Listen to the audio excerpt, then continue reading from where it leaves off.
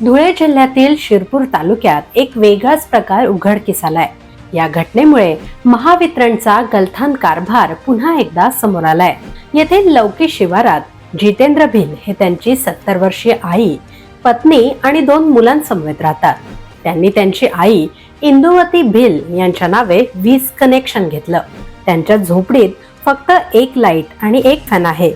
असं असतानाही झोपडीत वास्तव्य करणाऱ्या भिल कुटुंबाला जून महिन्यात महावितरणकडून तब्बल 82,100 रुपये इतकं वीज बिल आलं। वीज बिल बघितल्यानंतर भिल कुटुंबियांना जोरदार धक्का बसला।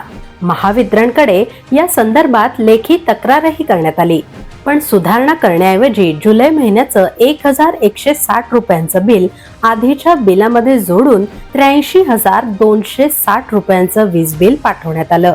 2-3 दिवसांपूर्वीच त्यांना जुलै महिन्याचं हे बिल मिळालंय। त्या विरोधातही लेखी तक्रार करण्यात आले।